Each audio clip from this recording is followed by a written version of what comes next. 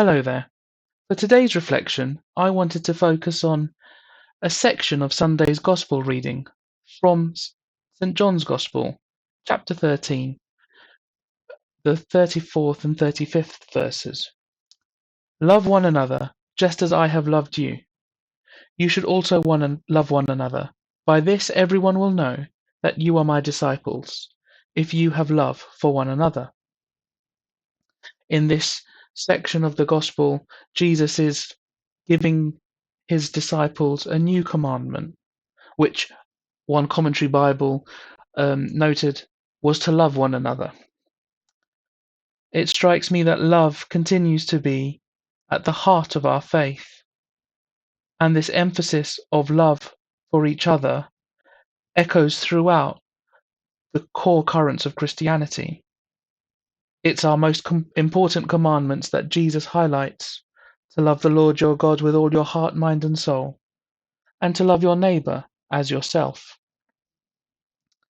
We're told that on these two commandments hang all the law and the prophets.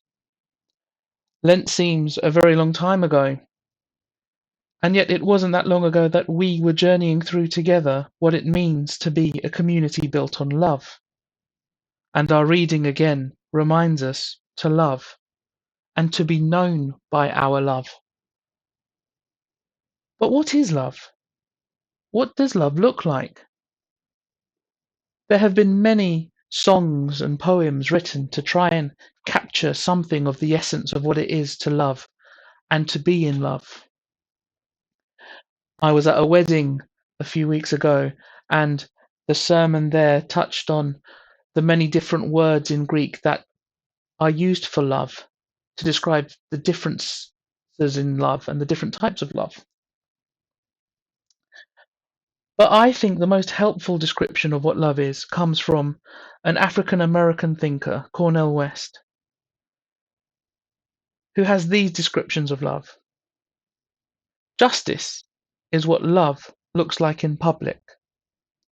Tenderness is what love looks like in private. Justice is what love looks like in public.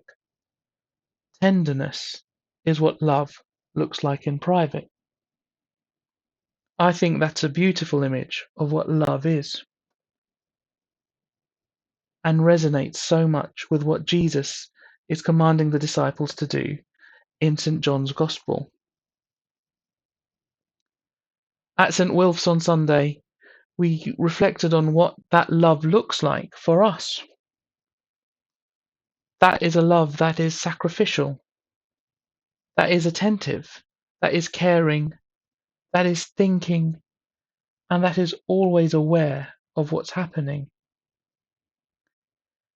It's like opening a bottle of fizzy drink that has been excessively shaken for the first time. You're attentive, you think carefully about what's happening, you pay attention. I think that's a very helpful image into what love is: caring and knowing what's around and what's happening. The collect, the prayer for the day on Sunday, reminded us that love is the heart of our faith, because God is love, and we love because of the love that we receive through Jesus. A love that seeks justice in public, and that is pure tenderness in private. So it seems right and appropriate to pray the collect now as we come to the end of this reflection.